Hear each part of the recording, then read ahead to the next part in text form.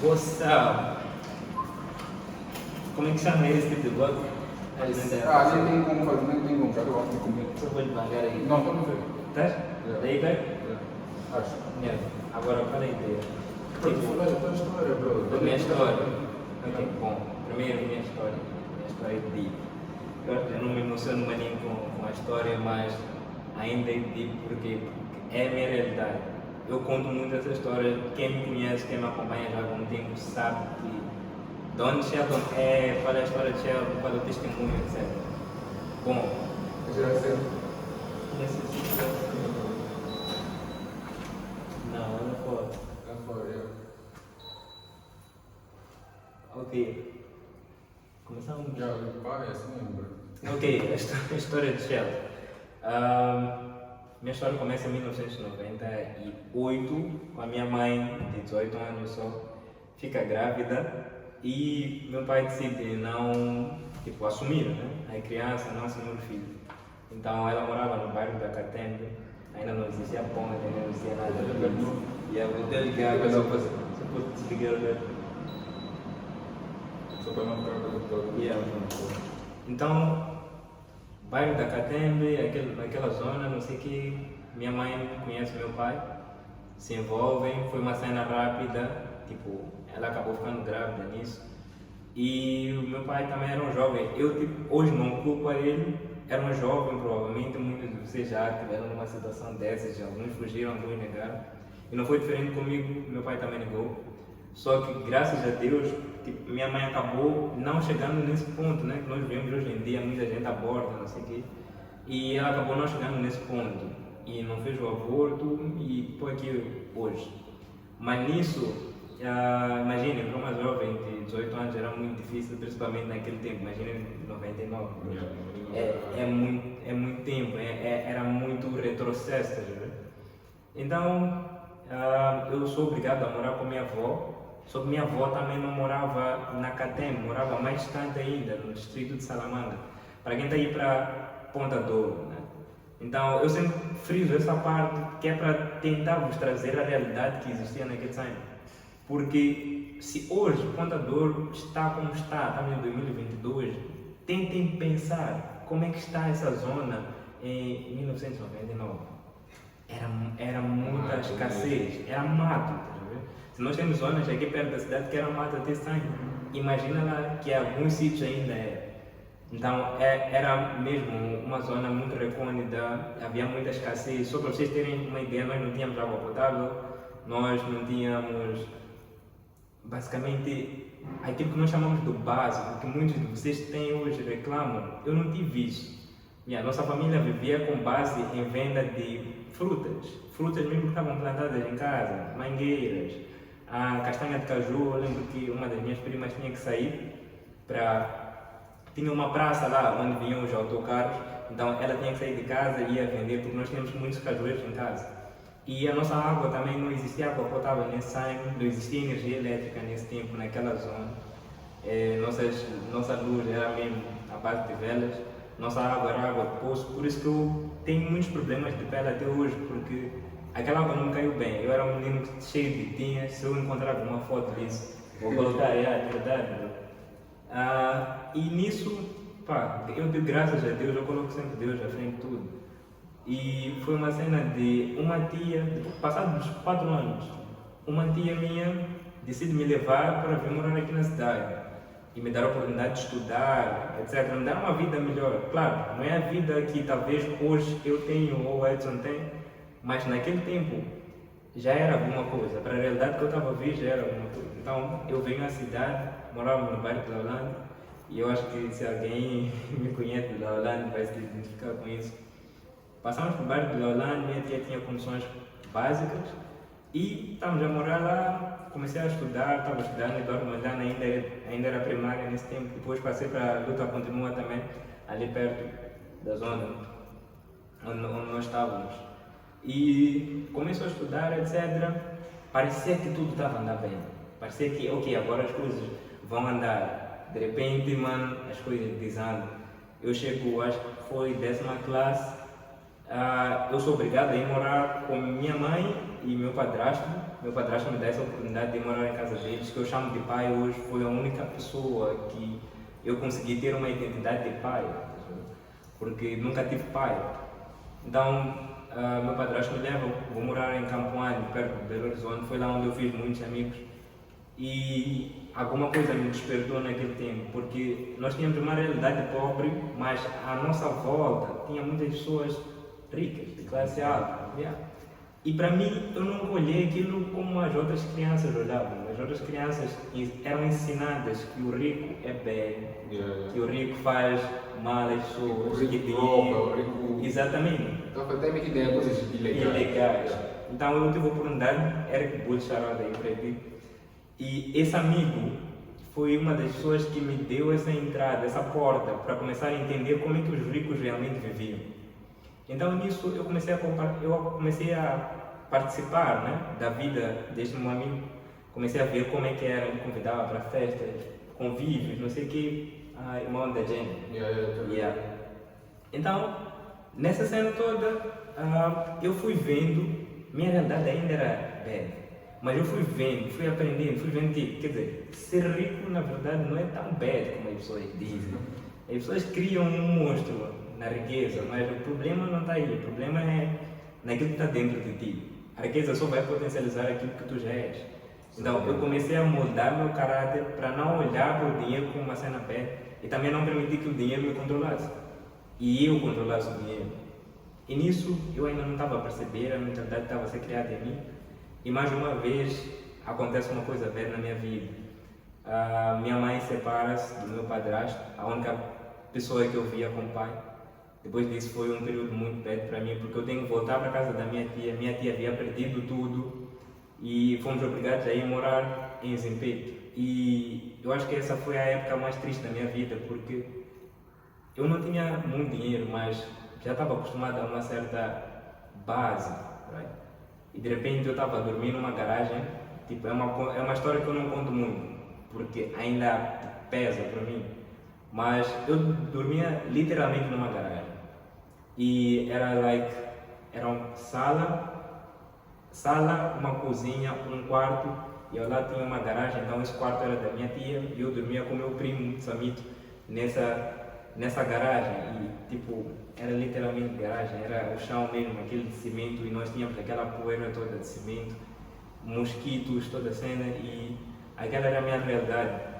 E eu me vi numa situação de ter que sair de casa, ir para a faculdade, que também não estava a ser fácil. Minha mãe era enfermeira, só recebia 6.000 meticais, 800 se não estou em erro, na época, que era salário mínimo. E ela tinha que tirar desse dinheiro para poder pagar a minha faculdade. E ainda por cima poder viver ela. Isso não era possível. E eu já estava a acumular muitas dívidas na faculdade. Nisso, eu chegava na faculdade, tinha cena de comparações. Eu não podia comprar uma sapatilha porque não tinha ninguém para me dar taco para comprar sapatilha.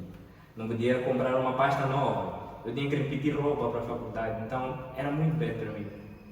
E a comparação sempre está lá. Tu até pode dizer, não, eu não me comparo, mas em algum momento há de existir. Tu has de ver uma disparidade nisso. E comigo começou a me afetar muito essa cena. E o fato de ir para a escola e saber que hoje alguém pode entrar e me tirar da aula porque eu não paguei propinas, porque eu sou devedor e não sou devedor porque quero, sou devedor porque não tenho condições para pagar. E aconteceu isso de não poder ter acesso à plataforma para ver notas, não ter condições para pagar, e no terceiro ano foi o terceiro ano que eu decidi, tipo, ok, mano, vou fazer um dropout. Foi o ano do dropout. E aí eu fiquei tipo, bro, minha mãe não vai aceitar eu parar a faculdade, porque na cabeça da minha mãe só era bem sucedido quem ia à faculdade. Eu fiquei tipo, ou eu entro nesse loop que minha mãe está, que mesmo ela não conseguiu fazer, ela acreditou tanto na escola, mas ela também não conseguiu nada com isso. E eu entro, imito, ou eu faço uma cena diferente. Mas eu sabia que eu ia ter que lidar com minha mãe, com toda a minha família, se eu tomasse uma decisão dessas. Todos passaram por essa gente. Quem fez dropout sabe como é que é. Então eu fiquei tipo, bro, foi por aí, malta, junho de 2018, se não estou em erro. Eu fiquei tipo, mano, eu tenho que fazer alguma coisa na minha vida, isso já não está a dar, essa humilhação toda que eu passo aí para a faculdade, me tirarem porque não paguei propinas.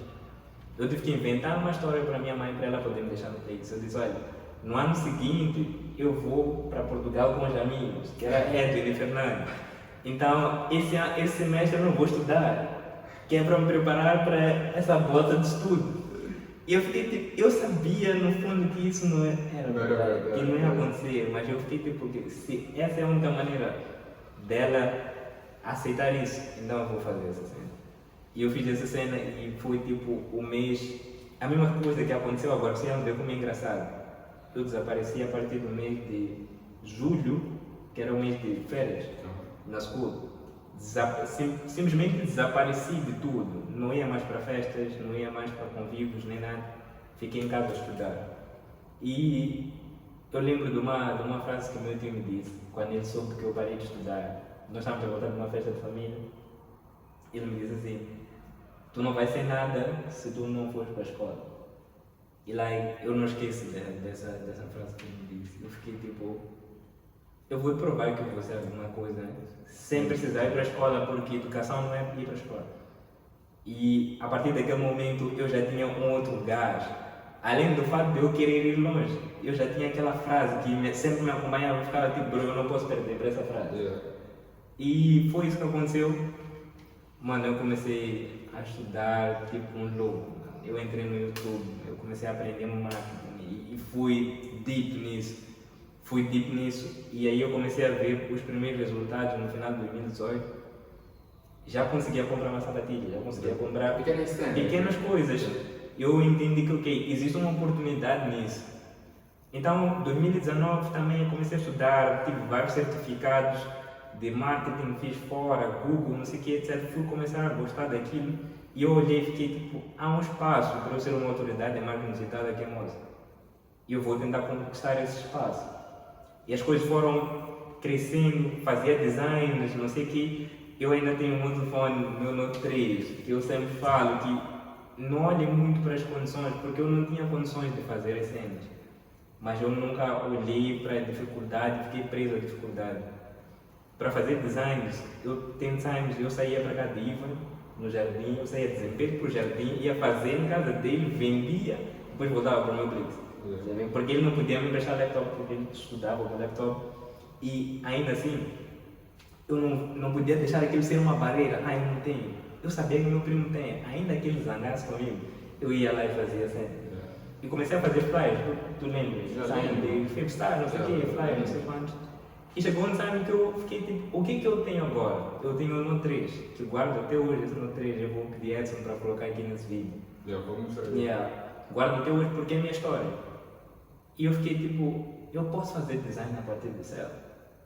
Por que não? E eu comecei a aprender a fazer design. E acreditem, hoje eu sou muito melhor a fazer design no céu do que qualquer outra plataforma e melhor que muitas pessoas.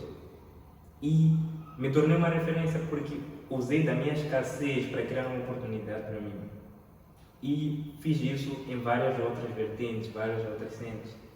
E dando um resumo para não ficar uma link time. 2019 foi isso, criei minha primeira empresa, a Vintage, começou a fazer sucesso. 2020 vem a pandemia. Um maluco me liga.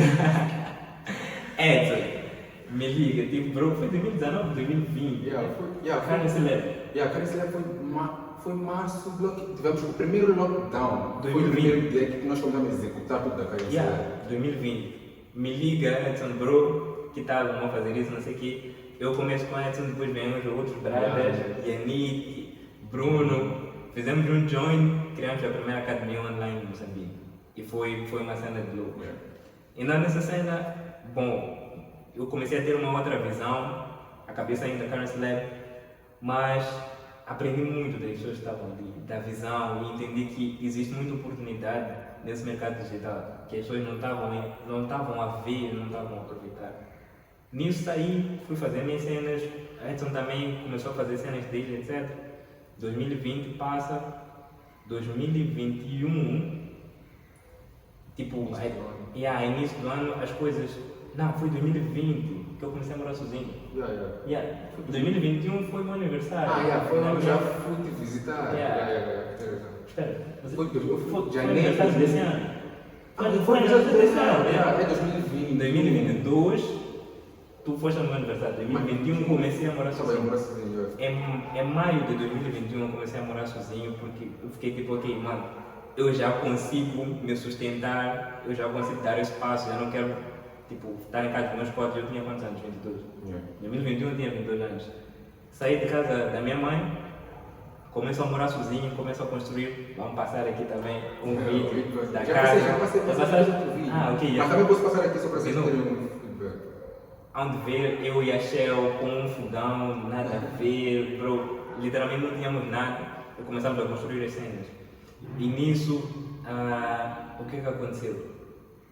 Fui passando time, fui trabalhando em outras cenas, ainda no marketing digital, etc. Por aí. 2021, no dia do meu aniversário, Shell preparou uma surpresa para mim. Quem veio para o meu aniversário? Edson. E, tipo, foi ele chegar no meu aniversário, nós conectarmos, eu senti que, não, bro, esse está numa outra frequência. Porque, para mim, eu estava no high level. Eu estava tipo, que, bro, eu estou no high level. Para as pessoas que estavam à minha volta, eu estava no high level. Com a idade que eu tinha, com as coisas que eu já fazia, era de loucos. Mas eu encontrei uma pessoa que estava a fazer uma coisa muito mais de loucos do que eu. E essa pessoa era Edson. E ele chegou com um carro dos meus sonhos, gente, maluco. Ele meteu um Alex dos meus sonhos, eu fiquei tipo, bro, ainda tem um vídeo, eu acelerar o carro dele. Vamos, filho! Quer ver a minha cara?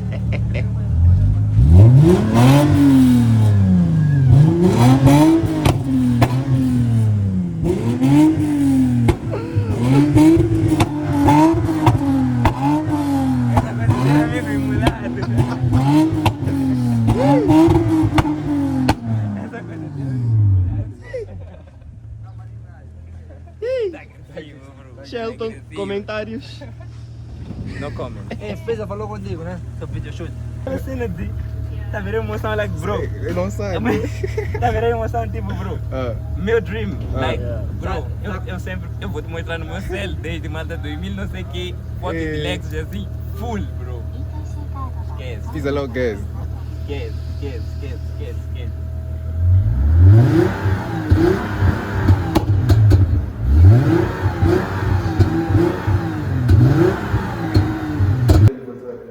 Então eu fiquei tipo, não, Edson sabe alguma coisa que eu ainda não sei. Eu preciso conectar. E ele só veio colocar muito mais gás numa coisa que eu já tinha dentro de mim. Eu sabia que eu precisava estar na cidade para as coisas acontecerem. Onde eu estava era muito difícil fazer networking, criar uma atmosfera que realmente me permitisse crescer. Eu precisava estar num sítio que permite. É tipo, imagine, tu até podes ter a semente certa, mas se tu jogar essa semente numa terra que não é fértil, não vai crescer. Tu podes regar, tu podes fazer o que tu quiseres. Tu precisas estar na atmosfera certa, precisa ter a semente certa. E lançar essa semente e ter alguém que vai te ajudar a regar. Então, eu entendi esses princípios, eu fiquei tipo, eu preciso aplicar os princípios na minha vida. E eu vou para a cidade. Mas era de loucos, porque eu estava a pagar uma casa de 7.000 meticais ao mês, na Matola, vocês sabem, renda na Matola é baixa. E eu tinha que fazer um move de ir para a cidade. E eu sabia que na cidade a renda começava de 18, 19, 20, por aí. E a casa que apareceu para mim para a cidade foi de 25.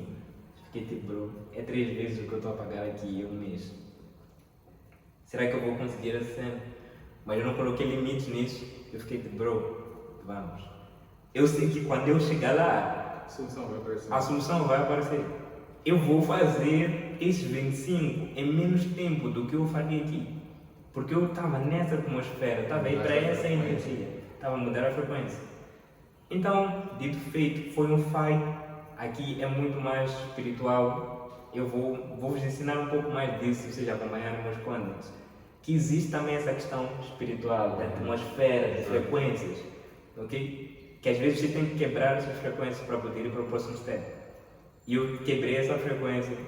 Eu só liguei para o Edson e disse, bro, estou a vir para a cidade. Ele só ficou tipo, mano, vamos criar. E eu fiquei tipo, vamos criar, bro. E foi isso, foi em junho que eu vim para a cidade. Junho deste ano. Eu vou morar no bairro Central. Para mim já era um outro level. Tipo, mostrei um pouco a minha casa, né? Atual não, a antiga, porque já estou a passar para esta. Mostrei um pouco e para um miúdo de 23 anos, em Moçambique, isso é fora da curva. É muito fora. Está fora mesmo. Muito fora da curva. Eu só tenho 23 anos. E eu não me limitei, porque as pessoas chegam a um certo time e ficam tipo, eu só posso ir até aqui. E cheguei na cidade, conectei com ele, começamos a criar muita coisa. E as estratégias do segredo, tipo, fizeram que os meus resultados ficassem exponenciais. Aquilo que eu já sabia, associado a tudo isso que tipo, vim aprender, só aumentou muito mais os meus resultados, a maneira como eu via, a maneira como eu tratava o dinheiro. Eu quebrei um certo level. Eu achava que 200 mil meticais, 300 mil meticais era santo. Até vir alguém que já estava a falar de milhões. Eu fiquei tipo, não, eu preciso chegar nesse level de falar de milhões, assim com muita normalidade. Isso aconteceu porque eu estava na atmosfera certa, criei links, networking certo. E depois daí, mano, foram filmes. Novelas mexicanas. Novelas mexicanas. Conectamos, foi junho, julho. Agosto foi onde nós lançamos a primeira cena, destruímos o mercado. É só verem o primeiro vlog. Né? O primeiro vlog que está na área de membros, na comunidade. Nós explicamos como é que aconteceu essa ascensão. E depois disso, mano, o Edson só me pegou um dia e ficou tipo, bro. Quer sair de casa? Quer sair de casa? Quero te mostrar uma cena. Chegamos no Triunfo e fui de Lobos. Eu fiquei tipo, wow, man, yes. E ele ficou tipo, bro, que tal? Pega a cena, ok? Eu disse, bro, pega a cena, mano, vamos. E foi isso, ele fez o vlog, eu estava naquele dia do vlog. E aconteceu, e isso criou em mim também, like, aquele fogo, mano. Yes. Tá próximo, tá muito próximo. Yeah. E foi isso. Agora eu fiquei tipo, nós precisamos fazer isso. Eu liguei para o Edson e disse, like, bro, e aconteceu uma coisa estranha. Essa cena foi muito louca. Antes de eu vir para a casa do Edson, uma semana antes, eu havia vindo para a mesma zona, para a casa dos meus padrinhos, aqui atrás. E era a minha primeira vez a vir para o Triunfo. Eu nunca havia entrado no Triunfo. Depois disso, liga-me a Ted. E Ted diz, bro, vamos para um batismo. E o batismo era nessa rua do Edson, também no Triunfo. E Edson depois me liga, uns 3 dias depois, também no Triunfo. Fiquei tipo, é coincidência demais. Não, é coincidência demais. Eu tenho que estar lá. Eu tenho que estar lá porque tem alguma coisa que está acontecendo no Triunfo, eu tenho que estar. E dito isso, mano, começou a aparecer essa casa, saem meus anúncios para mim. E eu entendi que ok, eu tinha que vir para aqui. Meu Deus, foi uma coisa de loucos. E chegou um time eu fiquei tipo, se eu vou para lá, eu não posso continuar a trabalhar do jeito que eu estou a trabalhar aqui. Eu tenho que meter mais gás, tenho que ter mais alta performance, tenho que ter mais disciplina, tenho que acelerar mais, etc. E naquela semana, acho que foi do dia 5, o screenshot que mostramos, eu fiquei tipo, eu vou fazer o dinheiro para pagar a casa e entrar nessa casa. E eu vou aplicar tudo aquilo que eu já aprendi com o Edson, tudo aquilo que eu já sabia em termos de marketing. E mano, eu sei que vai acontecer. E eu coloquei no meu céu está aí atrás. Eu coloquei no meu céu o screenshot. Tipo, também já viram no vlog passado. Da casa. Você entrou no vlog passado para poder ver. Da casa e fiquei tipo, bro, agora é só esperar a cena acontecer, porque eu já acreditei que vai acontecer. E eu já estava a trabalhar nesse sentido, porque eu vejo muita gente lá. Se você é cristão, provavelmente você ora e fica à espera de Deus fazer alguma coisa. Mano, pode chorar, pode sentar para chorar, dobrar os joelhos para orar, mas você tem que levantar e agir, porque senão, mano, esquece, não tem como as coisas acontecerem. Deus ainda quer te abençoar, brother. Você precisa fazer a tua parte e deixa Deus fazer a parte dele. E eu fiz minha parte tipo louco, mano.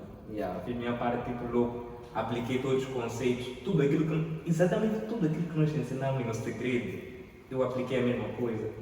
A cena das luzes, eu apliquei a cena das luzes e vi outras fontes de renda e that's it. E aconteceu. E hoje estamos aqui a contar esse testemunho e para vocês verem, like, bro, é possível. Talvez alguns de vocês tenham 18 anos, talvez alguns tenham 25, 30 e não existe idade.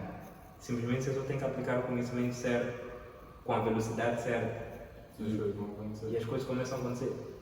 E nós estamos a dar aqui basicamente o caminho, o shortcut, bro. É o corta-mato. É o corta-mato de tudo aqui, desse tempo. Vejam lá uma coisa engraçada. O Edson levou um pouco mais de tempo para poder estar nesse nível. Eu tenho 26. Edson tem 26. Eu aprendi com o Edson, eu levei menos tempo. E agora tu pode aprender conosco e levar muito menos tempo. Por exemplo, porque tem certas skills que o Edson já tinha, tem certas skills que eu também tive, fomos conquistando durante o time. E nós juntamos tudo isso dentro de uma única coisa e estamos a entregar para ti. E a quem chega me diz, tipo, não funciona. Não funciona, não fizeste. Eu estou tipo, bro. Não fez, não é que não fez. Não é possível. Ele não fez, bro. Não é possível não funcionar. Está aqui, é a realidade. Alguns vão dizer, ok, alugamos a casa. Espera, acompanhe. Acompanhe. Vamos ver. E eu ainda vou me dizer, eu vou meter uma mesa aqui, vou meter um sofá ali e vocês vão ver tudo isso. Então, se querem esperar o tempo de eu fazer essas coisas para acreditar, good. Mas se tu queres tomar a decisão, mano, é só entrar na cena hoje e that's it. Fazer acontecer. Sniper. That's it, Então, pessoal. brothers, that's it. Essa é a história do Shelton.